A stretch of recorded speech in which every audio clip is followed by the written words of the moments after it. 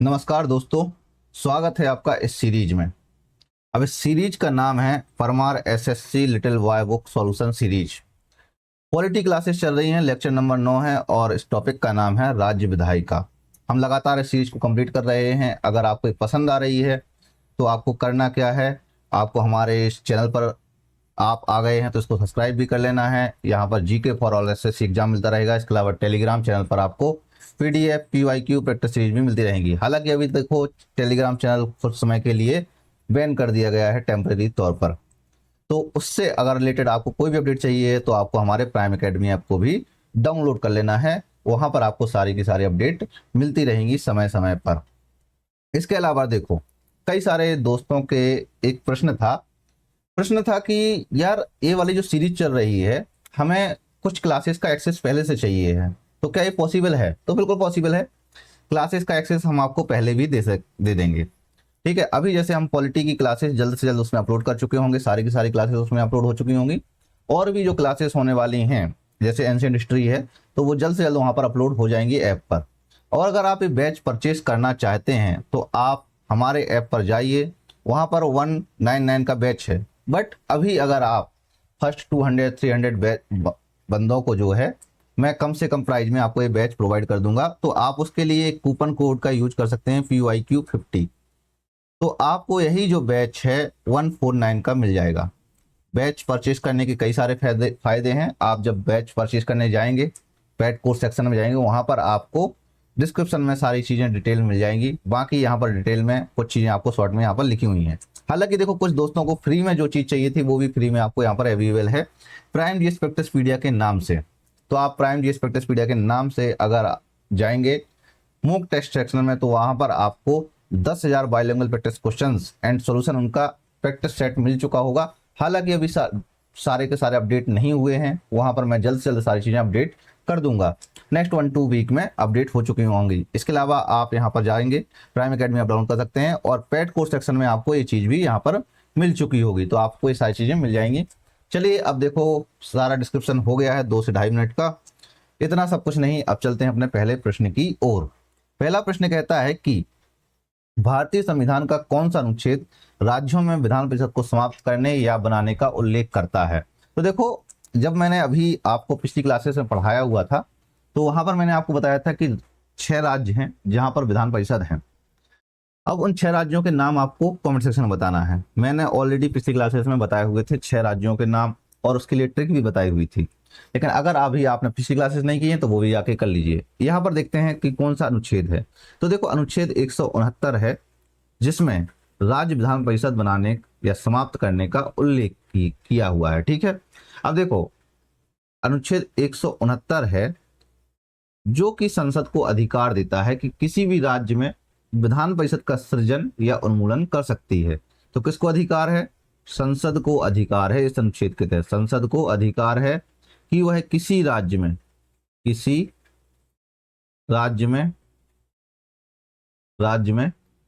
विधान परिषद का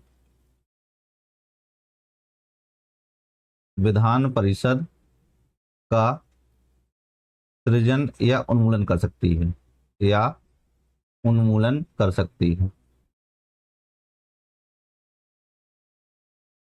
सृजन या उन्मूलन कर सकती है, बशर्ते उस राज्य की जो विधानसभा है इसके लिए एक प्रस्ताव पारित करे। और जो प्रस्ताव पारित होगा वो किससे होगा? 2/3। यानी कि देखो, एक चीज मैं आपको यहाँ पर क्लियर कर देता हूं, संसद में जो प्रस्ताव पारित होगा वो सामान्य बहुमत से पारित होगा। किससे होगा? सामान्य बहुमत से। और जो विधानसभा में प्रस्ताव पारित होगा वह है किससे होगा? विशेष बहुमत से। अंतर क्या है? विशेष बहुमत का मतलब है कुल सदस्यों के बहुमत और उपस्थित तथा मतदान करने वाले सदस्यों का कम से कम 2/3 बहुमत से पारित होना होगा, तभी ये चीज हो सकती है। ठीक है, वहीं पर देखो, यहाँ पर अनुच्छेद 161 दिया है, तो अनुच्छेद 161 के तहत क्या है? राज्यपाल के पास क्षमादान की शक्ति प्राप्त है। राज्यपाल को क्षमादान की शक्ति प्राप्त है। क्षमादान की शक्ति प्राप्त है इसके तहत। ठीक है, वहीं पर अनुच्छेद 165 में क्या लिखा हुआ है? तो राज्य के लिए महाधिवक्ता क्या है? राज्य के लिए महाधिवक्ता की बात की गई है। महाधिवक्ता की बात कही गई है। वहीं पर अनुच्छेद 173 में क्या है, राज्य विधानमंडल के लिए सदस्यता के लिए अर्हता से संबंधित है। तो कोई भी सदस्य तो उसकी अर्हता, सदस्यता की अर्हता, सदस्यता के लिए अर्हता,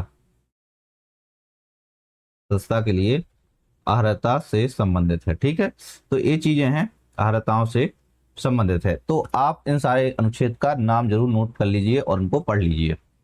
चलते हैं नेक्स्ट क्वेश्चन की ओर। विधान परिषद के अध्यक्ष कौन होते हैं? तो विधान परिषद के अध्यक्ष कौन होते हैं? मुख्यमंत्री उनकी कैबिनेट द्वारा निर्वाचित, उस राज्य के मुख्यमंत्री द्वारा नियुक्त, और विधान परिषद के सदस्यों द्वारा निर्वाचित, उस राज्य के राज्यपाल द्वारा नियुक्त। तो देखो, आपको अच्छे से परिषद है, पता है अच्छे से आपको कि जो विधान परिषद के अध्यक्ष होंगे या विधानसभा के जो अध्यक्ष होंगे वो सदस्यों में से होते हैं। ऐसा नहीं होते कि उस राज्य का कोई मुख्यमंत्री नियुक्त करेगा, मुख्यमंत्री उनकी कैबिनेट द्वारा निर्वाचित होगा, ऐसा कुछ भी नहीं होता है, और ना ही राज्यपाल के द्वारा नियुक्त होता है। बल्कि वह होता है जो कि देखो अनुच्छेद 182 है, क्या है अनुच्छेद 182, अनुच्छेद 182। तो अनुच्छेद 182 में जो है साफ साफ लिखा हुआ है कि विधान परिषद अपने सदस्यों में से 2 सदस्यों को क्रमशः अध्यक्ष और उपाध्यक्ष के रूप में चुनती है। तो देखो, विधान परिषद अपने सदस्यों में से, अपने सदस्यों में से क्रमशः अध्यक्ष और उपाध्यक्ष दोनों को चुनती है। अध्यक्ष और उपाध्यक्ष दोनों को चुनती है, दोनों को चुनती है। ठीक है, वहीं पर देखो यहां पर एक और चीज है, एक और आर्टिकल है, आर्टिकल 183, आर्टिकल 183। तो आर्टिकल 183 जो है वो अध्यक्ष उपाध्यक्ष जो है का पद रिक्त होना, त्यागपत्र और उठाने से संबंधित है। जो अध्यक्ष उपाध्यक्ष को जो पद रिक्त होता है किस वजह से होगा, अध्यक्ष और उपाध्यक्ष का जो पद रिक्त होता है, पद रिक्त होता है किस किस वजह से होता है, त्यागपत्र की वजह से और हटाने से संबंधित प्रावधान है, और हटाने से संबंधित प्रावधान है। ठीक है, तो ये चीजें लिखी हुई हैं अनुच्छेद 183 में। ठीक है, तो इसका सही आंसर क्या हो जाएगा, कुल मिला के सी नंबर हो जाएगा, विधान परिषद के सदस्यों द्वारा निर्वाचित होता है। ठीक है, क्या हो जाएगा, सी नंबर सही आंसर इसका। अगला प्रश्न, प्रश्न नंबर 3, छोटे राज्यों के लिए अपवाद के साथ राज्य विधानसभा की सदस्य संख्या कितनी होती है? मतलब जो छोटे राज्य होते हैं उनके लिए अपवाद होते हैं, छोड़ दिया जाए, उनको अपवाद के तौर पर छोड़ दिया जाता है। तो देखो, कुछ राज्यों में जो है मिनिमम जो संख्या होनी चाहिए वो कम से कम 60 से 500 के बीच में होनी चाहिए। कितनी होनी चाहिए, 60 से 500 के बीच में होनी चाहिए। जैसे, और यह जो है अनुच्छेद 170 यह निर्धारित करता है, विधानसभाओं की रचना से संबंधित है, विधानसभाओं की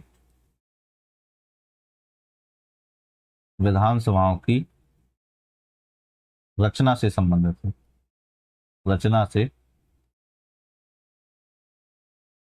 संबंधित है। ठीक है, और यही निर्धारित करता है कि उनकी सदस्य संख्या जो है वो 60 से 500 तक होगी, 60 से 500 तक होगी। हालांकि जैसे कुछ छोटे राज्य हैं, जैसे अरुणाचल प्रदेश है, तो इन राज्यों के नाम जरूर रख लीजिए आप। जैसे यहाँ पर अगर 30 सदस्य वाले देख लीजिए आप सबसे पहले, तो जहां पर 30 सदस्य मिलते हैं, 30 सदस्य मिलते हैं, 30 सदस्य में कौन कौन से आ जाएंगे, जैसे अरुणाचल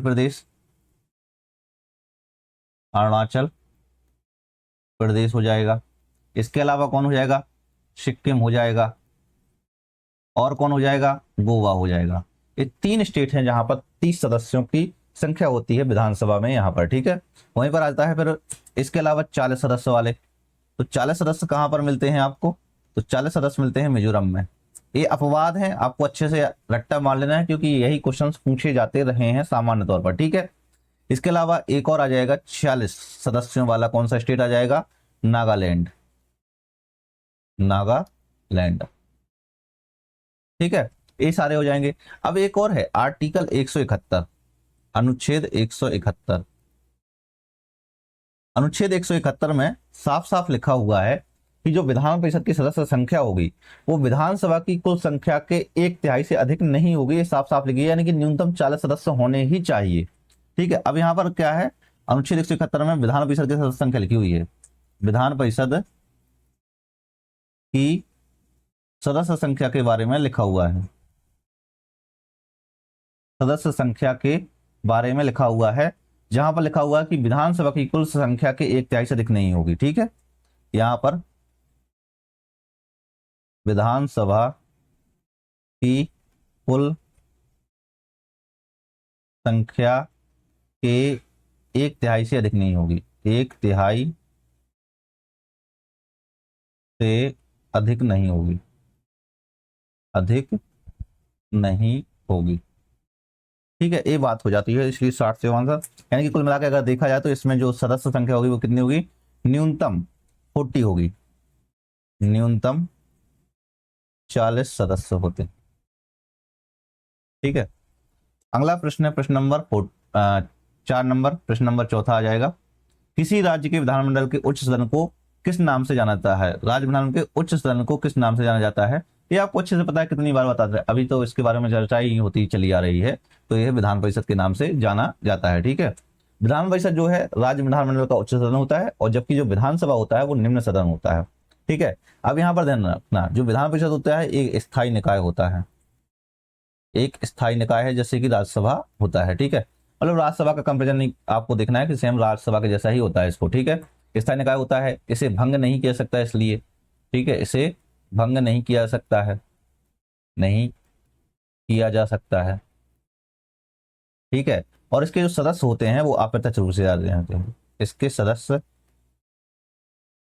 सदस्य अप्रत्यक्ष रूप से चुने जाते हैं, अप्रत्यक्ष रूप से चुने जाते हैं।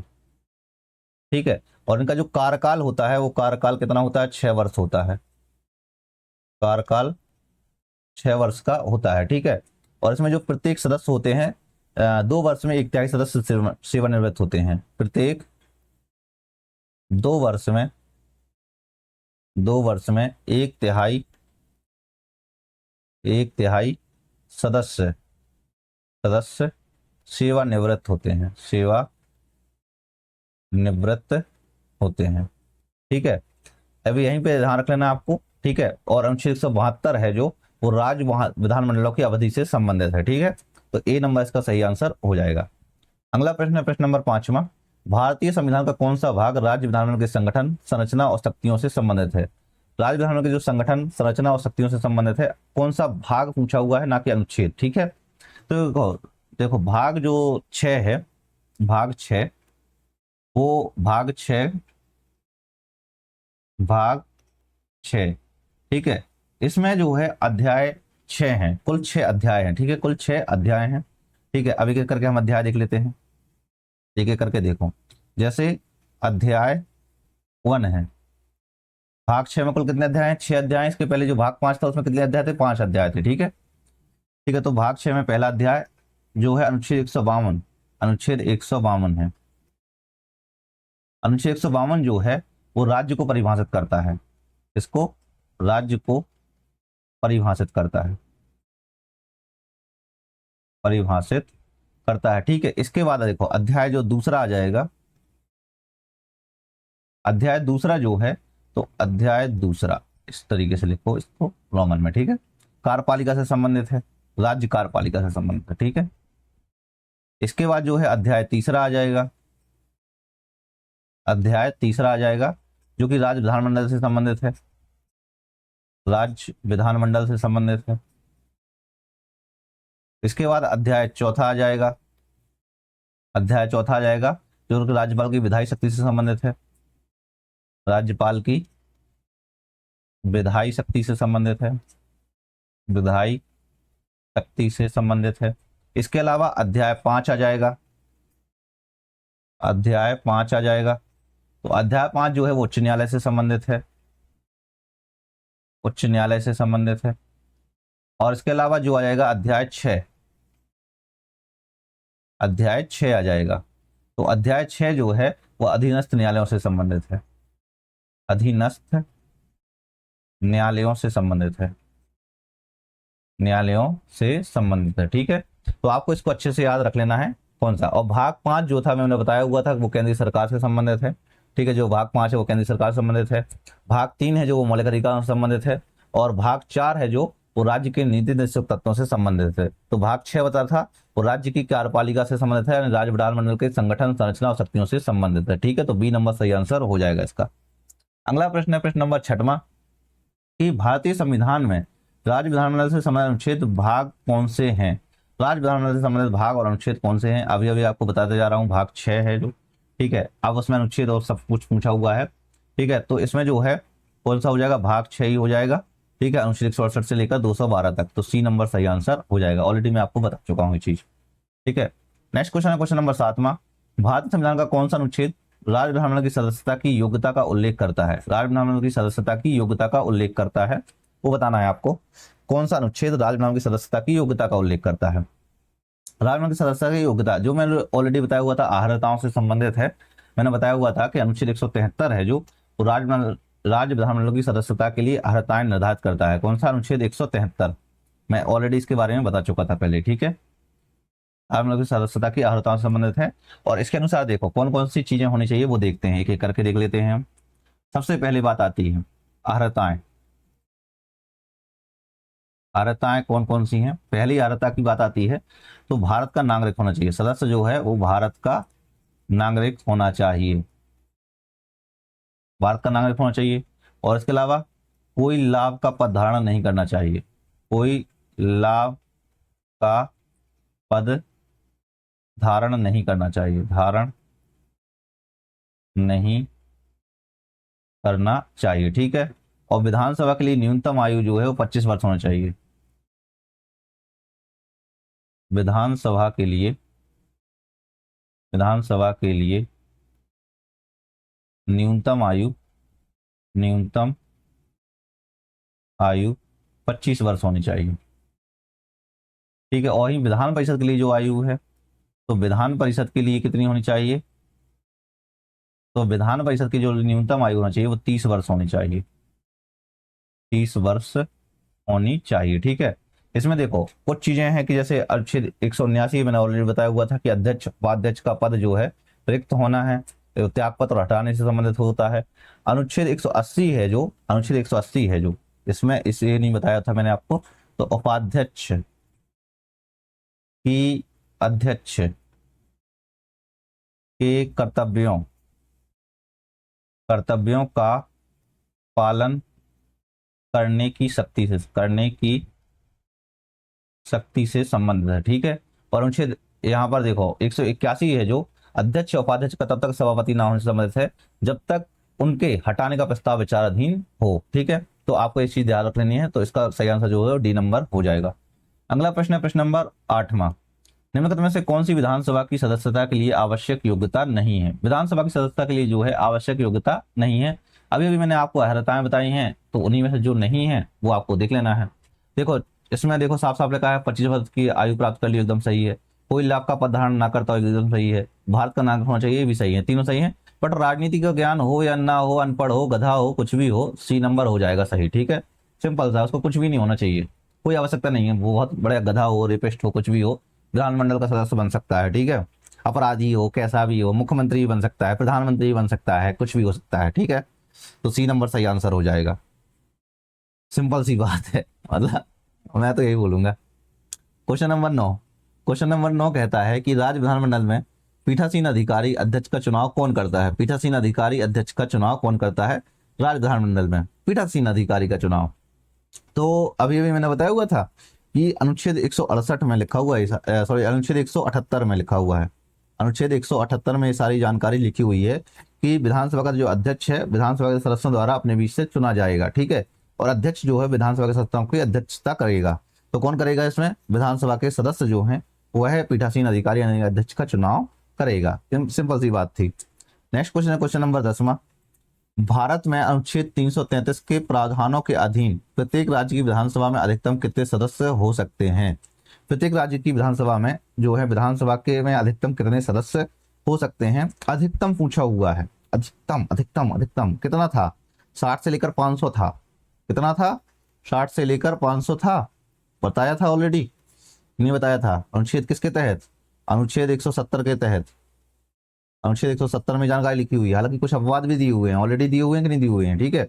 अब देखो पहले क्या होता था कि अनुच्छेद 133 के तहत, सॉरी अनुच्छेद 333 के तहत, अनुच्छेद 333 के तहत जो होता था कि राज्यपाल को आंग्ल भारतीय समुदाय के में से एक सदस्य से मनोनीत करने की अनुमति होती थी, ठीक है। राज्यपाल को जो है,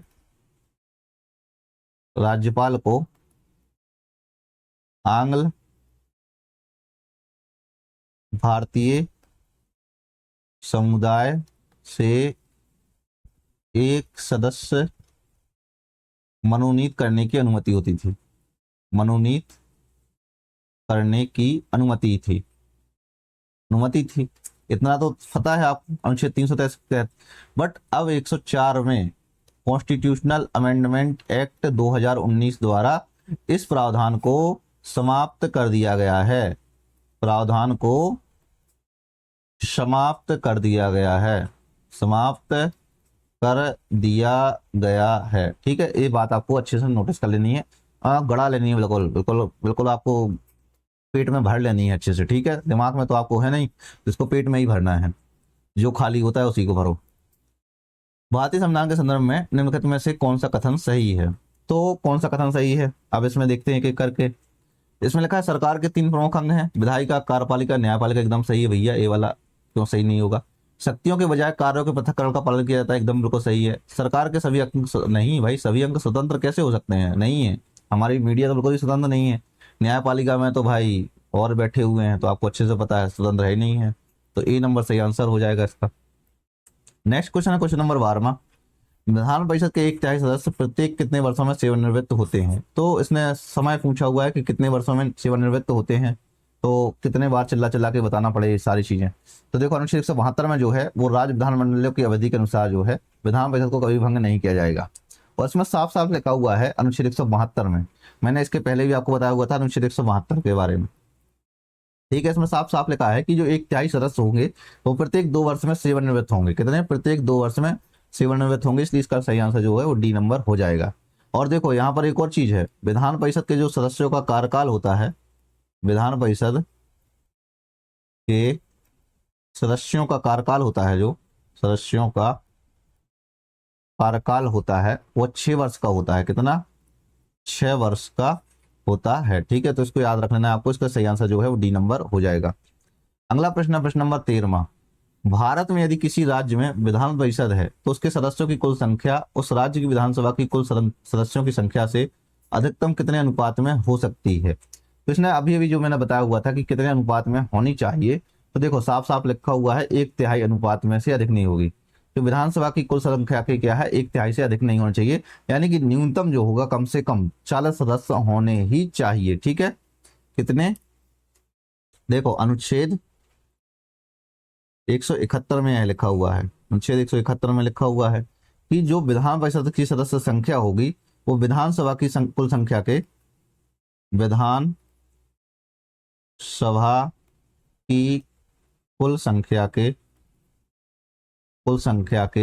1/3 से अधिक नहीं होगी, 1/3 से अधिक नहीं होगी, अधिक नहीं होगी, ठीक है। यानी कि कुल मिलाकर कितना हो सकता है? तो न्यूनतम 40 सदस्य होंगे, न्यूनतम 40 सदस्य होंगे, ठीक है। तो 1/3 इसका सही आंसर हो जाएगा, सी नंबर सही आंसर है, ठीक है। अगला प्रश्न है प्रश्न नंबर 14 कि राज्य विधानसभा में धन विधेयक को किसकी पूर्व अनुमति से प्रस्तुत किया जा सकता है? किसकी पूर्व अनुमति से प्रस्तुत किया जा सकता है? देखो इसमें साफ साफ बोला है कि धन विधेयक को जो है, तो देखो आपको अच्छे से पता है जो धन विधेयक को प्रस्तुत किया जाएगा वो किसकी अनुमति से? राज्यपाल की अनुमति से प्रस्तुत किया जाएगा। किस आर्टिकल में लिखा हुआ है? तो अनुच्छेद 207 में लिखा हुआ है, ठीक है। कि जो है साफ साफ इसमें लिखा हुआ क्या है? राज्य विधानसभा में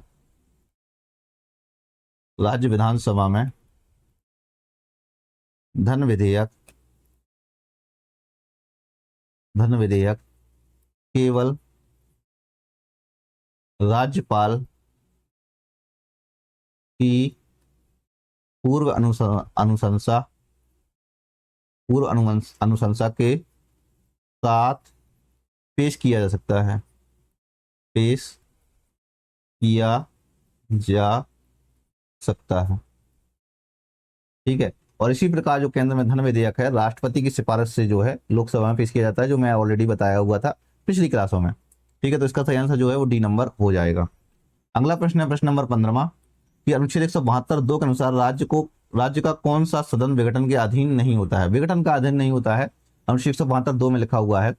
देखो साफ साफ लिखा हुआ है, जो विधान परिषद है मैंने बताया हुआ था, ये विघटित नहीं होता, कभी भंग नहीं कर सकता है, क्योंकि एक स्थायी निकाय भी है। ठीक है, तो राज्य विधानमंडल की जो अवधि के अनुसार जो है विधान परिषद एक स्थायी निकाय है और इसे कभी भी भंग नहीं किया जाएगा। ठीक है, और यदि विधानसभा का जो पहले भंग हो तो विधानसभा जो भंग होती है वो 5 साल का जो कार्यकाल होता है उसमें पूरा होते ही भंग हो जाता है। ठीक है, वहीं पर एक देखो आर्टिकल अनुच्छेद मैंने 83 बताया था आपको, 83, तो 83 में यही लिखा हुआ है कि केंद्र में जो है राज्यसभा जो है एक स्थायी सदन होगा, राज्यसभा एक स्थायी सदन होगा, स्थायी सदन होगा। अब देखो मैं जब आपको यही चीज पढ़ाऊंगा क्लासेस के दौरान, तब मैं आपको एक एक चीज बताता चलूंगा। अभी हम लोग जल्द ही पॉलिटी की सीरीज स्टार्ट करने वाले हैं, फैटमैन सीरीज। ठीक है, एग्जाम से पहले स्टार्ट कर चुके होंगे। ठीक है, अगला क्वेश्चन है क्वेश्चन नंबर 16वां। भारतीय संविधान का कौन सा अनुच्छेद राष्ट्रीय राजधानी क्षेत्र दिल्ली के लिए एक विधानसभा के प्रावधान का उल्लेख करता है? दिल्ली के लिए एक विधानसभा का प्रावधान करता है भाई, कौन सा अनुच्छेद है? तो अनुच्छेद 239 ए है। ठीक है, अनुच्छेद 239 ए, तो बी नंबर सही आंसर हो जाएगा। ये जो है दिल्ली के लिए विधानसभा और मध्य प्रदेश का प्रावधान करता है। ठीक है, राष्ट्रीय राजधानी क्षेत्र के लिए, राष्ट्रीय राजधानी क्षेत्र, राजधानी क्षेत्र दिल्ली के लिए, दिल्ली के लिए विधानसभा और मंत्रिपरिषद का प्रावधान करता है, और मंत्रिपरिषद का प्रावधान करता है। ठीक है, वहीं पर देखो साफ साफ लिखा हुआ है, जो 69वां संविधान संशोधन 1951 था, जिसके तहत दिल्ली को जो है एक विशेष दर्जा दिया गया था, और एक कह सकते हैं कि जो शासन है उसके लिए एक विधायी ढांचा बनाया गया था, जो आपको अच्छे से नोटिस कर लेना है। ठीक है, वहीं पर देखो एक और चीज मैं बता दूं कि 91 संविधान संशोधन 2003 था, जिसके अनुसार जो है दिल्ली में जो है मंत्रिपरिषद के आकार को विधानसभा की कुल सदस्य संख्या के 10% तक सीमित किया गया था। ठीक है, इसलिए जो है दिल्ली विधानसभा में कितने टोटल 70 निर्वाचित सदस्य होते हैं, टोटल 70 निर्वाचित सदस्य होते हैं। ठीक है, तो आपको इस पॉइंट को याद कर लेना है। तो इसका सही आंसर जो है बी नंबर हो जाएगा। अगला प्रश्न है प्रश्न नंबर 17वां। भारत में विधायी शाखा में कितने सदन होते हैं? तो विधायी शाखा में पूछे हुए कितने सदन होते हैं, कितने सदन होते हैं? तो आपको अच्छे से पता है 2 ही सदन होते हैं विधायी शाखा में। ठीक है, एक तो निम्न सदन होता है और दूसरा उच्च सदन होता है। वही राजस्थान देखो, अब जैसे इसमें 2 तरीके से आप इसको बांट सकते हो। ठीक है, यहाँ पर देखो सदन देखा जाए तो सदन यहाँ पर ऐसे जो से केंद्र स्तर पर और राज्य स्तर पर, केंद्र स्तर पर जो होते हैं वो होते हैं लोकसभा, जो कि निम्न सदन होता है, और राज्यसभा। ठीक है, वहीं पर जो राज्य स्तर पर होता है तो यहाँ पर होता है राज्य विधानसभा और राज्य विधान परिषद, राज्य विधान परिषद। ठीक है, और वहीं आपको पता है कि जो राज्य विधान परिषद है जो वो टोटल 6 स्टेट में है, टोटल 6 स्टेट में है। कौन कौन से हैं स्टेट वो आपको पता है? कर्नाटक है, आंध्र प्रदेश है, बिहार है, उत्तर प्रदेश है, तेलंगाना है, और इसके अलावा कौन सा बचा? महाराष्ट्र है। ठीक है, ऑलरेडी इसके बारे में मैं ऑलरेडी चर्चा कर चुका हूँ। बाकी जो राज्य हैं वहां पर एक सदस्यीय विधानमंडल यानी कि विधानसभा है ओनली। ठीक है, तो क्वेश्चन नंबर 17 का जो है सही आंसर जो है बी नंबर हो जाएगा। अगला प्रश्न है प्रश्न नंबर 18वां। निम्नलिखित में से किस प्रकार की सरकार में कार्यपालिका को विधायिका को भंग करने का अधिकार प्राप्त है? कार्यपालिका को जो है विधायिका को भंग करने का अधिकार प्राप्त है या प्राप्त होता है। तो किस प्रकार की सरकार में होता है आपको अच्छे से पता है। राष्ट्रपति प्रणाली सरकार में तो बिल्कुल भी नहीं होगा, इस सरकार में वो नहीं होगा, अधिनायकवादी सरकार में नहीं होता, कुलीन तंत्र में नहीं होता। तो संसदीय प्रणाली सरकार है यहाँ पर ऑलरेडी होता है। ठीक है, तो जो 75(3) है वहां पर लिखा हुआ मंत्रिपरिषद लोकसभा के प्रति सामूहिक रूप से उत्तरदायी होगी। नेक्स्ट प्रश्न है प्रश्न नंबर 19वां कि भारतीय संविधान के अनुसार राज्य विधान सभा का कार्यकाल कितना होता है? राज्य विधानसभा का कार्यकाल पूछा हुआ है, कितना होता है? देखो, राज्य विधानसभा का जो कार्यकाल होता है वो आपको अच्छे से पता है, 5 वर्ष का होता है। और ये अनुच्छेद 172 के अनुसार है। अनुच्छेद 172 के अनुसार जो है कार्यकाल, वो है कार्यकाल कितना होता है? राज्य विधानसभा का कार्यकाल होता है 5 वर्ष। ठीक है, अनुच्छेद 172 के अनुसार। तो सही आंसर जो है बी नंबर हो जाएगा। अगला प्रश्न है प्रश्न नंबर 20वां। राज्य विधान परिषद के सदस्यों का कार्य, अच्छा, राज्य विधान परिषद के सदस्यों का कार्यकाल पूछा हुआ है, तो सेम है आर्टिकल 172 में। कार्यकाल जो है विधान परिषद के प्रत्येक सदस्य का कार्यकाल जो होता है वो कितना होता है? 6 वर्ष होता है। बाकी इसके बारे में ऑलरेडी जानकारी बता चुका हूँ बहुत सारी में। तो इसका सही आंसर जो है वो डी नंबर हो जाएगा। अगला प्रश्न है प्रश्न नंबर 21वां। राज्य में विधान परिषद को समाप्त करने या बनाने की शक्ति किसके पास होती है? तो राज्य में जो विधान परिषद को समाप्त करने या बनाने की शक्ति जो है, मैं ऑलरेडी बताया हुआ था, पहला ही क्वेश्चन था हमारा। अनुच्छेद 169 के अनुसार सारी शक्तियां जो हैं वो किसके पास हैं? संसद के पास हैं। ठीक है, तो इसका सही आंसर जो है वो ए नंबर हो जाएगा। ठीक है, और यहाँ पर देखो अनुच्छेद 163 है जो यहाँ पर अनुच्छेद 163, तो मंत्रिपरिषद का राज्यपाल को जो सलाह देता है, राज्यपाल को सलाह और सहायता देने के लिए होती है, जो सलाह और सहायता देने के लिए, सहायता देने के लिए होती है। ठीक है, तो इसका सही आंसर जो है वो ए नंबर हो जाएगा। अगला प्रश्न है प्रश्न नंबर 22वां कि भारतीय संविधान में किस संशोधन अधिनियम के तहत लोकसभा और राज्य विधानसभा के लिए मतदान की आयु जो है 21 वर्ष से घटाकर 18 वर्ष कर दी गई थी? यार इतना सरल क्वेश्चन, ओ माय गॉड, इतना सरल क्वेश्चन भी अगर नहीं बना तो हम लोगों को तो चुल्लू भर पानी मिलता है कहीं पे? मिले तो जाओ, या नहीं मिला है तो मुखर्जी नगर का नाला होगा कहीं आसपास, देखो डूब के मर जाओ। चलो कोई बात नहीं, कहीं नहीं मरो। इस क्वेश्चन का आंसर जो है वो 61वां है। क्या है? 61वां कॉन्स्टिट्यूशनल अमेंडमेंट एक्ट 1988 में इसका हुआ था, और 21 वर्ष से घटाकर जो है 18 वर्ष आयु कर दी गई थी। ठीक है, यानी कि सीधा सा मतलब है कि बहुत सारे मतदाता इसमें शामिल कर दिए गए थे। और एक और है आर्टिकल अनुच्छेद 324 के अनुसार जो है निर्वाचनों का अधीक्षण, निर्देशन और नियंत्रण जो है निर्वाचन आयोग करेगा। तो अनुच्छेद 324 के तहत जो है निर्वाचन आयोग दिया हुआ है, निर्वाचन आयोग। और निर्वाचन आयोग का काम क्या होगा? निर्वाचनों यानी कि चुनावों का अधीक्षण,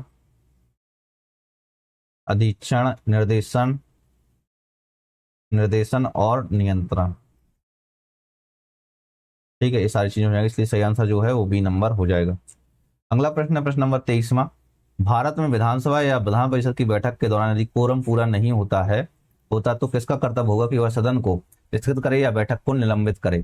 ठीक है, तो विधानसभा या विधान परिषद की बैठक के दौरान यदि कोरम पूरा नहीं होता है तो किसका कर्तव्य होता है कि वह सदन को स्थगित करे या बैठक को निलंबित करे? तो सिंपल है, यह जो है सब कुछ है अध्यक्ष या सभापति का होगा। ठीक है, तो बी नंबर है अध्यक्ष या सभापति जो होता है। तो देखो अनुच्छेद 189 में सारी चीज लिखी हुई है कि मतदान रिक्तियों के बावजूद जो है सदनों की कार्यवाही और शक्ति जो कोरम से संबंधित हो गया है। ठीक है, ये सारी चीजें जो मतदान हो गया, रिक्तियां हो गया, और रिक्तियों के बावजूद सदनों की कार्यवाही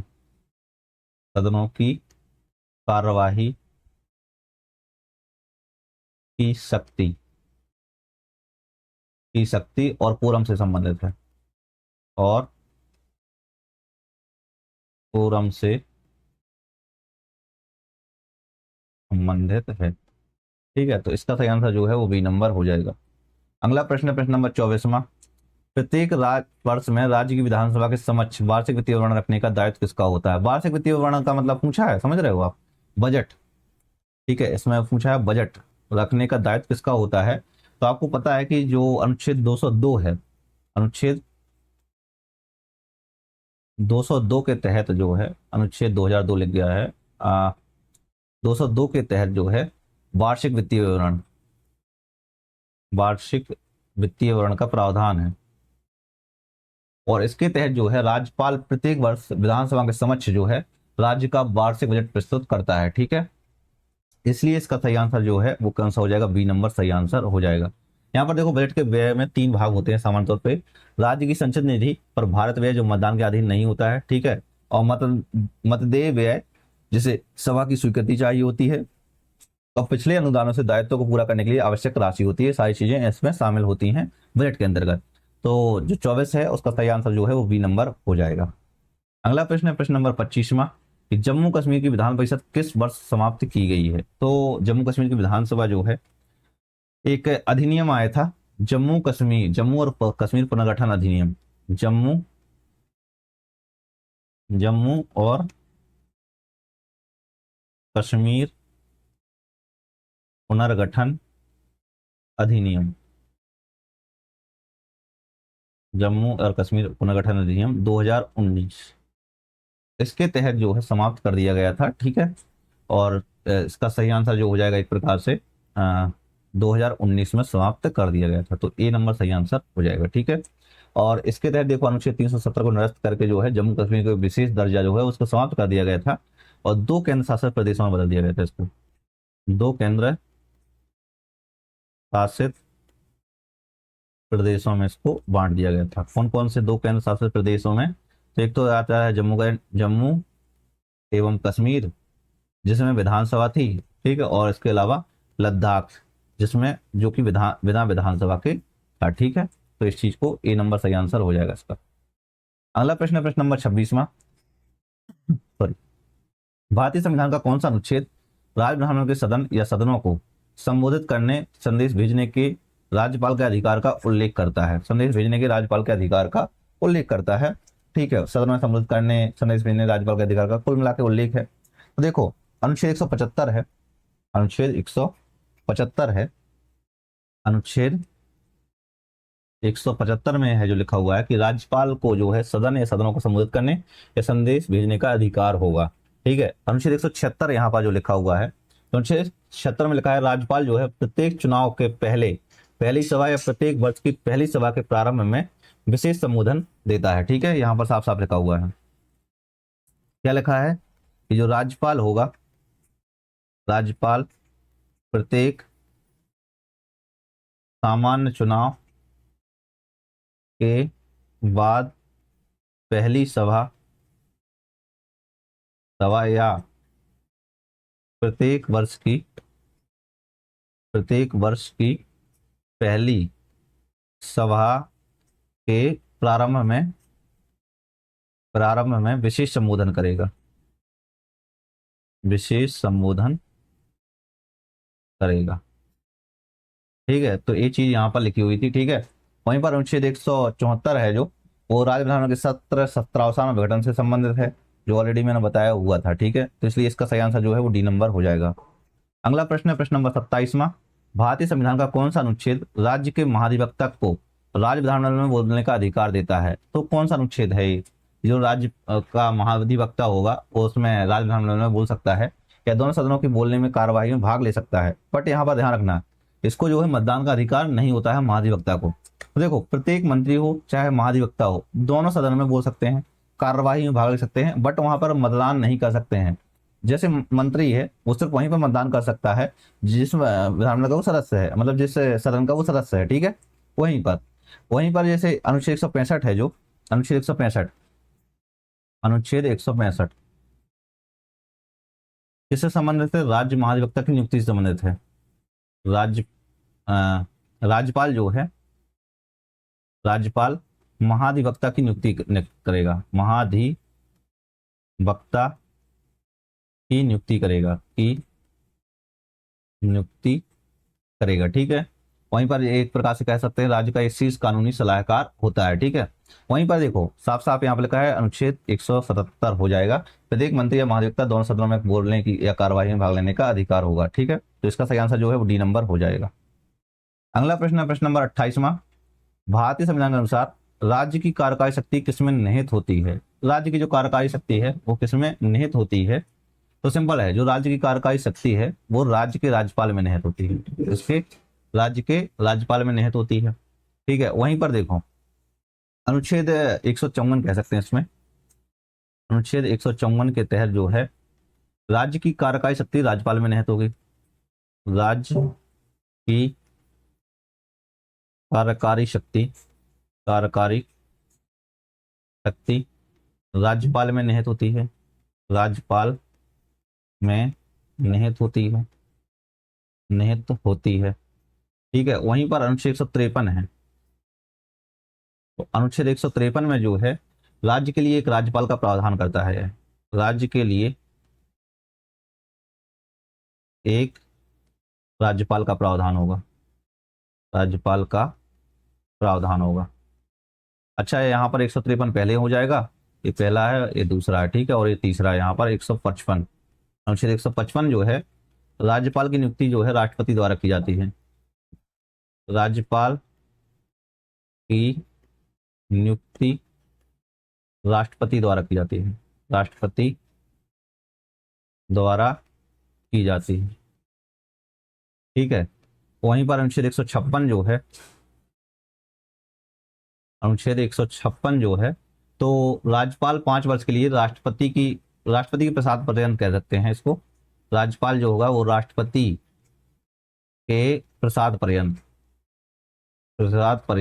रहेगा। ठीक है, और ये इसमें एक और चीज लिखा है कि यह कभी भी राज्यपाल जो होगा राष्ट्रपति को अपना त्याग पत्र दे सकता है। ठीक है, इतना साफ आपको याद रख लेना है। तो इसका सही आंसर जो है वो बी नंबर हो जाएगा।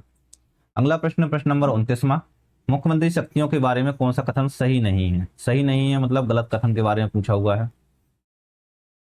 गलत कथन के बारे में पूछा हुआ है। कैसे है गलत, देखते हैं।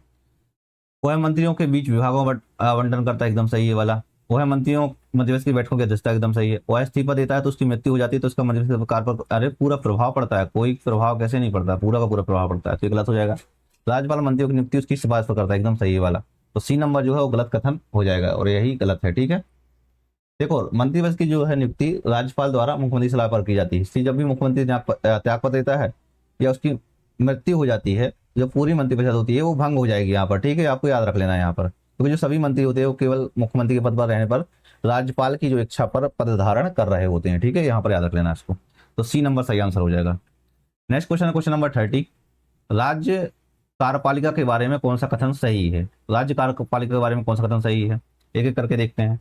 अनुच्छेद 152 के अनुसार जब तक संदर्भ अन्यथा ना हो तब तक राज्य की परिभाषा में जम्मू कश्मीर शामिल नहीं है।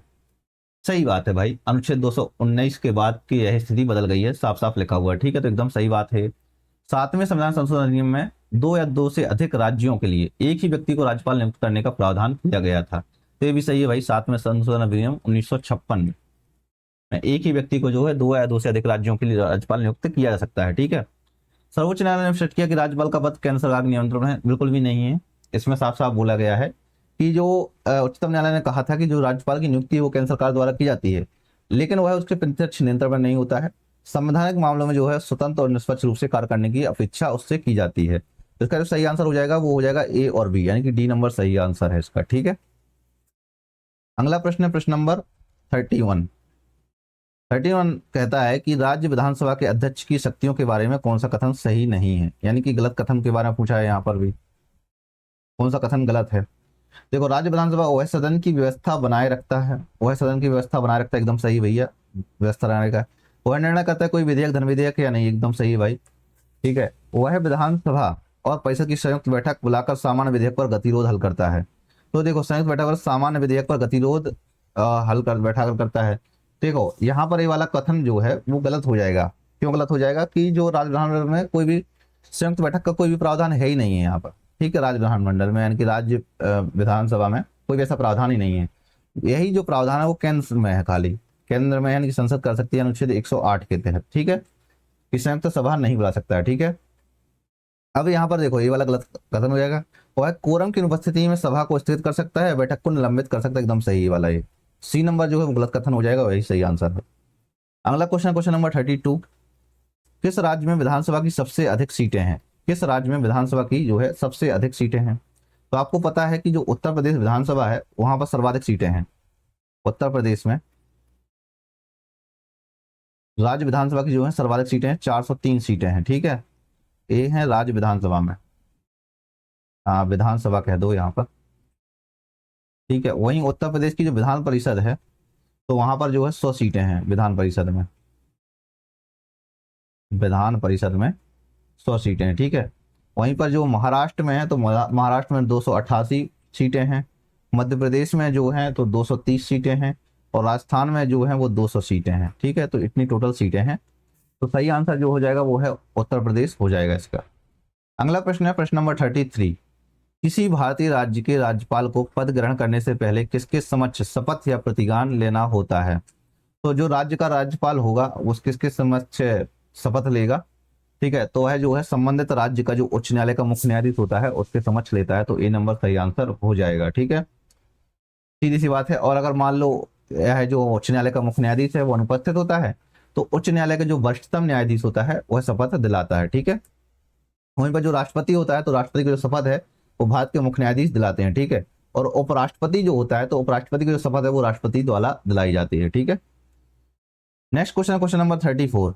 संसद में विपक्ष के नेता के वेतन और भत्ते को विनियमित करने वाला अधिनियम पहली बार किस वर्ष पारित किया गया था? अगर आपने पिछली क्लासेस देखी हुई है तो आपको इसके बारे में जानकारी होनी ही चाहिए। ठीक है, तो जो किस वर्ष पारित किया गया था वो है 1977 में। ठीक है, इसके लिए एक अधिनियम का पूरा नाम था संसद में विपक्ष के नेताओं का वेतन और भत्ता अधिनियम का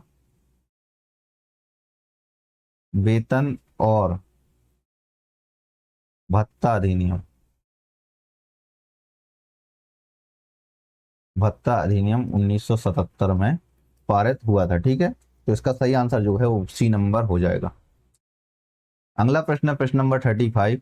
भारतीय संविधान का कौन सा अनुच्छेद राज्यपाल की शपथ या प्रतिज्ञान का उल्लेख करता है? राज्यपाल की जो है शपथ या प्रतिज्ञान का उल्लेख करता है। ठीक है, तो अनुच्छेद 157 कौन सा अनुच्छेद जो है राज्यपाल की शपथ या प्रतिज्ञान का उल्लेख करता है? राज्यपाल की शपथ के बारे में पूछा हुआ है तो अनुच्छेद 159 है इसके लिए। अनुच्छेद 159 में जो है राज्यपाल उच्च न्यायालय के मुख्य न्यायाधीश के समक्ष शपथ लेता है, इसकी बातचीत की गई है। तो अनुच्छेद 159 को इसका सही आंसर हो जाएगा। ठीक है, बाकी देखो अनुच्छेद 157 है तो राज्यपाल के रूप में नियुक्ति के लिए योग्यताएं निर्धारित करता है। तो राज्यपाल की नियुक्ति के लिए योग्यताएं हो जाएंगी, नियुक्ति के लिए योग्यताएं हो जाएंगी। ठीक है, और योग्यता में क्या हुआ है, भारत का नागरिक होना चाहिए, उसकी जो आयु है वो 35 वर्ष से कम नहीं होनी चाहिए। ठीक है, अनुच्छेद 155 है जो वो सिंपल है, राज्यपाल की नियुक्ति है वो राष्ट्रपति द्वारा की जाएगी। राज्यपाल की नियुक्ति नियुक्ति राष्ट्रपति द्वारा की जाती है, राष्ट्रपति द्वारा की जाती है। ठीक है, अनुच्छेद 161 है जो वो है राज्यपाल के क्षमादान की शक्ति प्राप्त है, राज्यपाल को क्षमादान देने की शक्ति प्राप्त है, देने की शक्ति प्राप्त है। ठीक है, तो इसका सही आंसर है जो बी नंबर हो जाएगा। अगला प्रश्न, प्रश्न नंबर 36। भारतीय संविधान का कौन सा अनुच्छेद राज्यपाल को क्षमा, दंड, निलंबन, दंड या माफी या दंड परिवर्तन की शक्ति प्रदान करता है? तो राज्यपाल को जो क्षमादान की शक्ति है एक प्रकार से कह सकते हैं, क्षमादान की कौन कौन सी, दंड हो गया, निलंबन हो गया, दंड माफी हो गया, दंड परिवर्तन हो गया, इन सबकी शक्ति जो है वो अनुच्छेद 161 के तहत प्राप्त है। कौन से? अनुच्छेद 161 के तहत प्राप्त है। ठीक है, मैं ऑलरेडी बताया हुआ था। अनुच्छेद 72 है जो उसके तहत राष्ट्रपति को क्षमा की शक्ति प्राप्त है, क्षमादान की शक्ति प्राप्त है।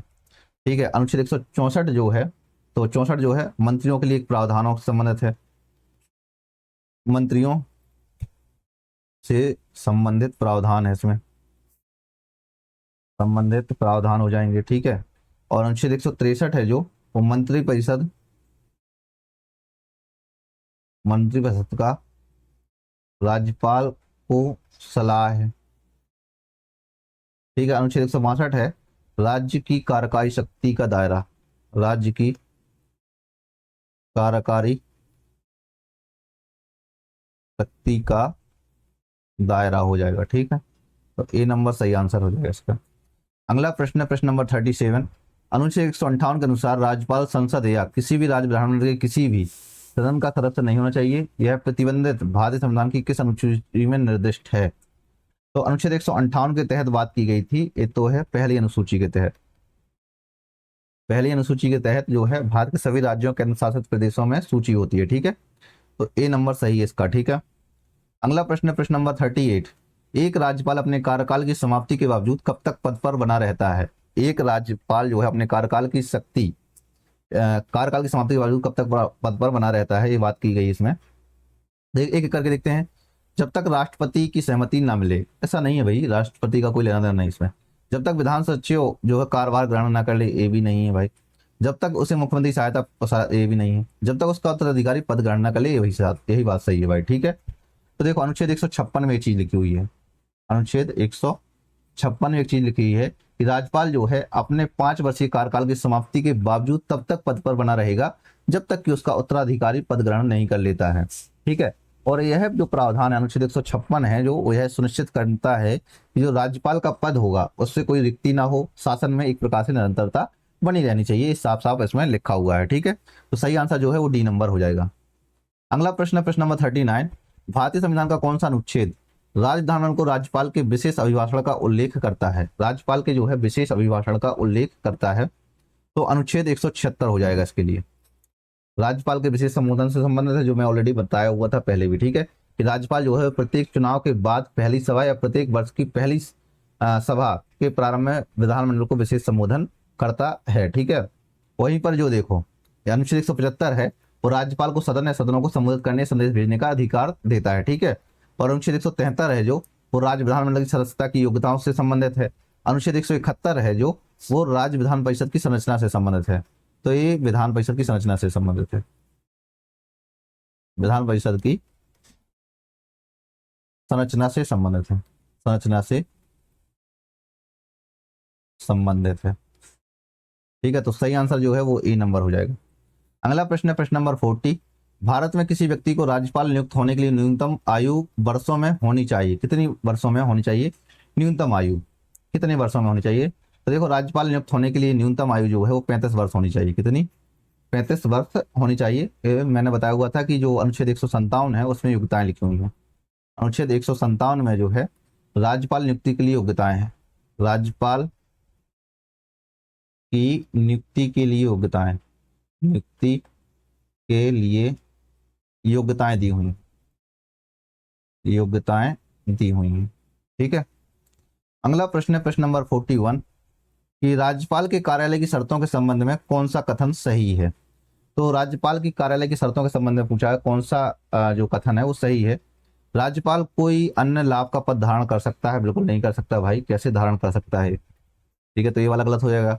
राज्यपाल बिना किराए दिए अपने आधिकारिक आवास का उपयोग करने का हकदार होगा, एकदम सही भाई, ये वाला हो सकता है, ठीक है। तो ए नंबर सही आंसर हो जाएगा, ठीक है।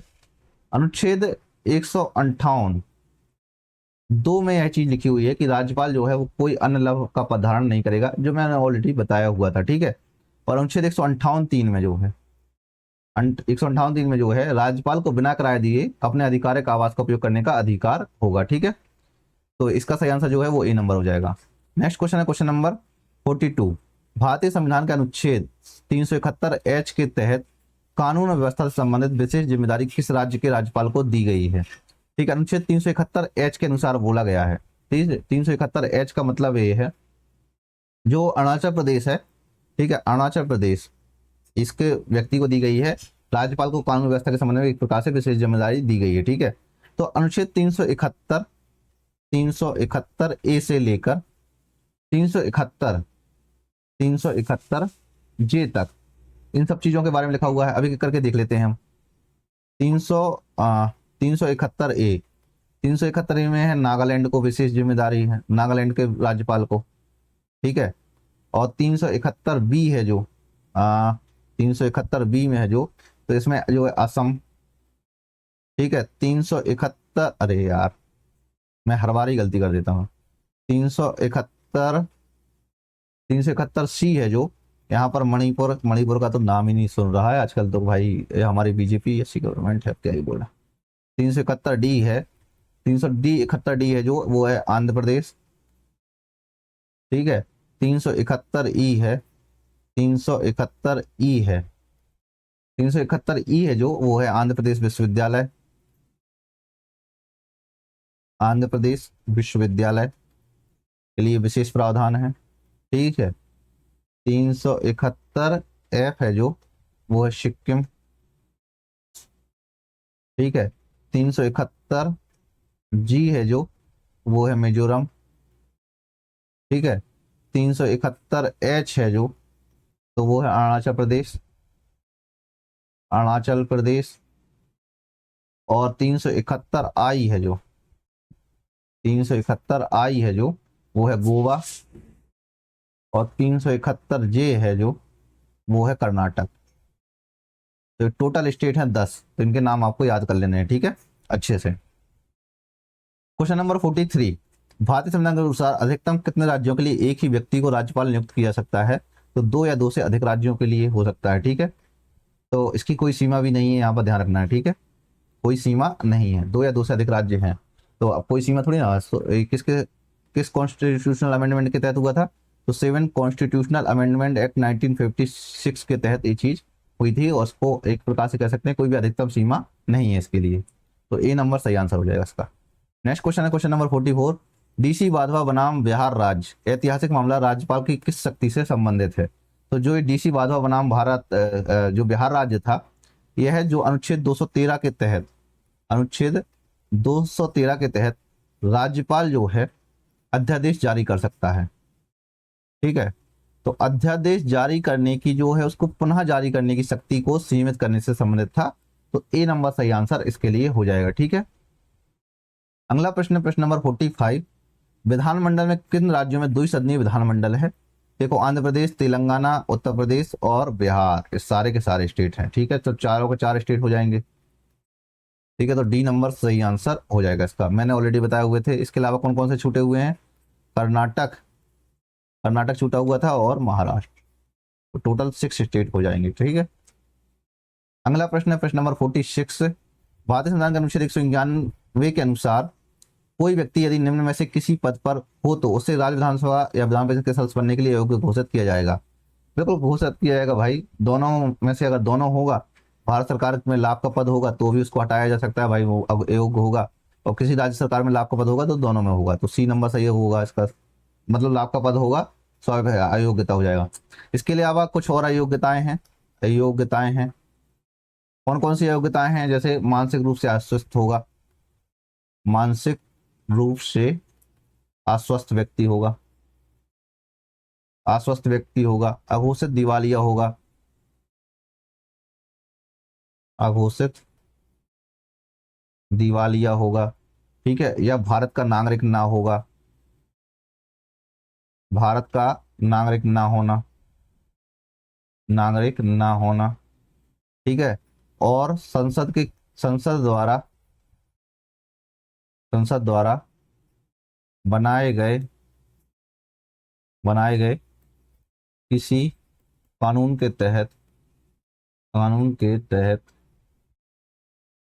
अयोग्य होना, अयोग्य होना।